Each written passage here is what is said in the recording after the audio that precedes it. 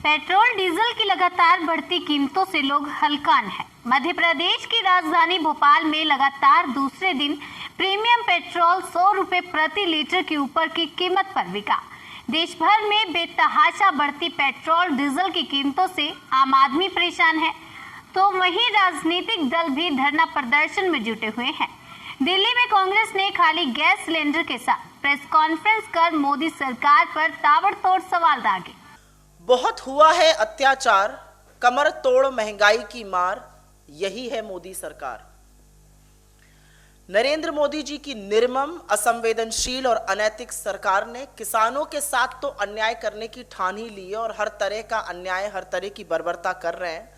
पर अब देश के हर चूल्हे चौके, हर गृहिणी, हर आम आदमी की कमर तोड़ने का भी फैसला कर लिया, हर चूल्हे चौके में आग लगा दी है। पेट्रोल और डीजल के दाम आप सबको पता है 100 रुपए के पार हो गए हैं। पेट्रोल का दाम एक नया कीर्तिमान स्थापित किया है सरकार ने।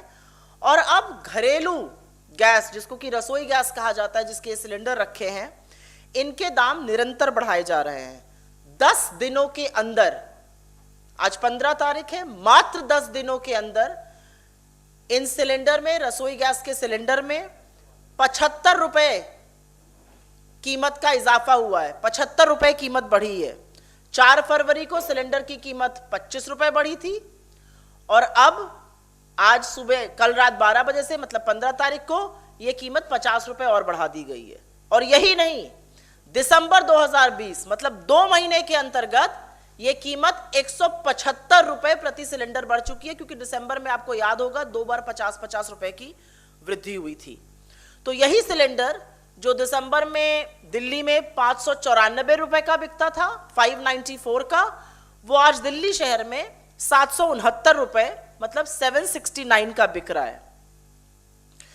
मुझे लगता है यहां पर यह याद दिलाना जरूरी होगा कि जब हमारी सरकार थी और हमारी सरकार में जब कच्चा तेल, जिसको क्रूड ऑयल कहते हैं, उसका दाम जब 100 रुपए, $150 तक पार कर गया था, तब भी रसोई गैस की कीमत 400 रुपए के आसपास थी। तो सबसे पहले मेरा मानना है कि शर्म आनी चाहिए इस सरकार को, जिसके कारण आज अर्थव्यवस्था पूरी तरह से ठप हो चुकी है, बेरोजगारी मुंह बाए खड़ी है। इन्हीं के कुप्रबंधन के चलते लोगों का वेतन घटता जा रहा है और अब आप लोगों पर कमर तोड़ महंगाई का प्रहार कर रहे हैं, चाहे वो पेट्रोल डीजल के दाम हो या रसोई गैस की कीमतें। और इसका प्रभाव अमीर से अमीर और गरीब से गरीब आदमी तक पड़ता है। पर मुझे ऐसा लगता है सरकार को इससे रत्ती भर फर्क नहीं पड़ता है। और इसलिए फर्क नहीं पड़ता है कि कच्चे तेल का कीमत कुछ भी हो, कच्चे तेल का दाम कुछ भी हो, अगर वो 20 रुपए प्रति डॉलर हो जाता है, जैसा लॉकडाउन के दौरान हुआ, तब भी आपको कोई फायदा नहीं मिलता, आपको कोई राहत, कोई रियायत नहीं मिलती है। और अगर वो महंगा होता है तो भी आपको कुछ उतना ही पैसा देते जाना है। क्यों? क्योंकि सरकार आपदा में अवसर ढूंढती है और अवसर ढूंढने का उन्होंने ये काम किया है कि निरंतर एक्साइज ड्यूटी बढ़ाते रहे हैं। अपने कार्यकाल के दौरान दर्जन बार से ऊपर इन्होंने एक्साइज ड्यूटी बढ़ाकर करीब करीब 24 लाख करोड़ रुपए कमाए हैं। जो मेरा मानना है कि ये 24 लाख करोड़ एक्चुअली जनता का हक था।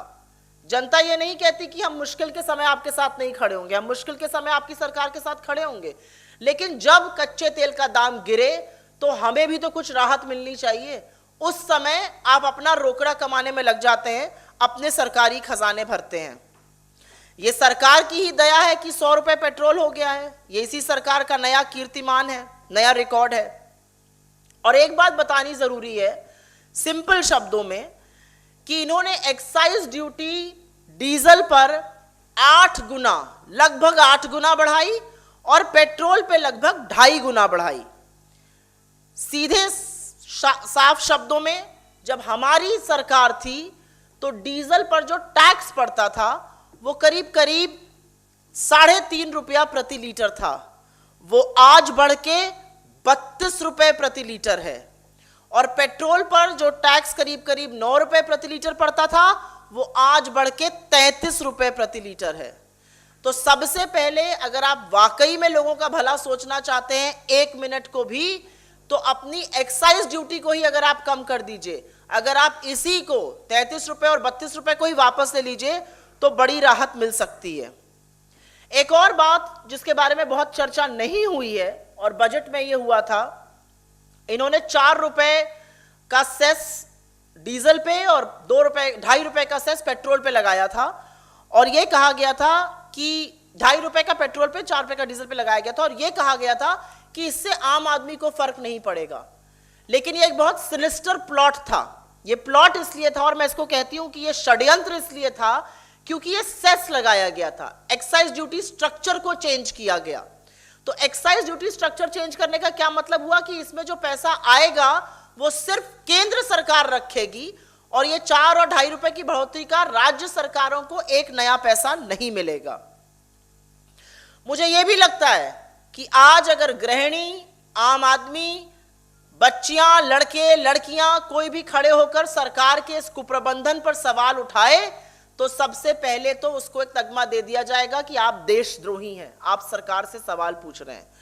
दूसरा, उसके ऊपर यूएपीए सेडिशन चार्ज लग जाएगा।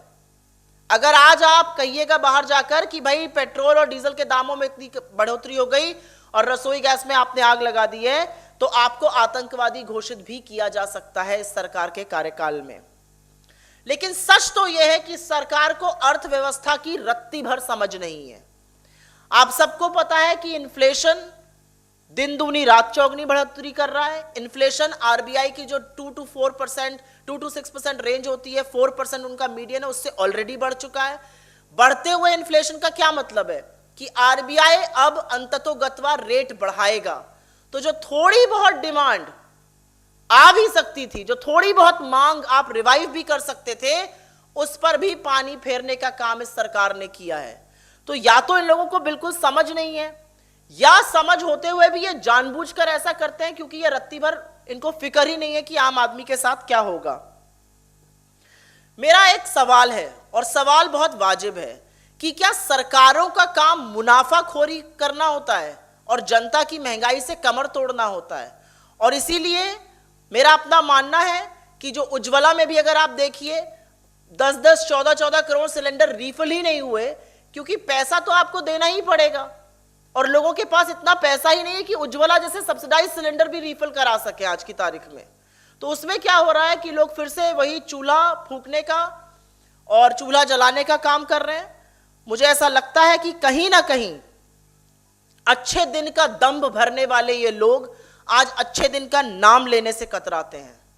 और आप जानते हैं कि हमारी सरकार, चाहे वो राजस्थान में हो या कहीं और, हम लोग चुनाव का इंतजार नहीं करते। हमने टैक्स घटाए, जबकि हमारा राजस्व बहुत कम है इस समय, हमने फिर भी टैक्स घटाए। असम में जब चुनाव आता है तो टैक्स घटाया जाता है और अब आप देखिएगा कि जब तक चुनाव नहीं हो जाएगा असम में और बाकी राज्यों में, तब तक इस बढ़ोतरी पर रोक लगा दी जाएगी, जैसा हमने बिहार में देखा था। तो क्या चुनावों के चलते ही अब इस देश की अर्थव्यवस्था चलेगी? मुनाफाखोरी बंद होनी चाहिए। हमारी मांग है कि बढ़ी हुई कीमतों को वापस लेना जाए और हमारी मांग है कि जो एक्साइज ड्यूटी सरकार ने बढ़ाई है, जो मुनाफाखोरी सरकार कर रही है, जो आम जनता को प्रताड़ित करने का काम कर रही है, उसको तुरंत वापस करके जनमानस को राहत दी जाए।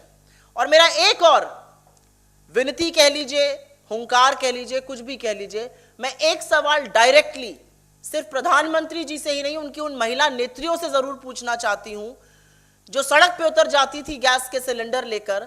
आज 2 महीने में 175 रुपए सिलेंडर बढ़ गया है। तो क्या सत्ता का सुख इतना बड़ा है कि आम जनता की परेशानी वहां दिखाई नहीं देती? ये सवाल का जवाब आपकी अंतरात्मा देगी और आप सबको पता है मैं किसकी बात कर रही हूं।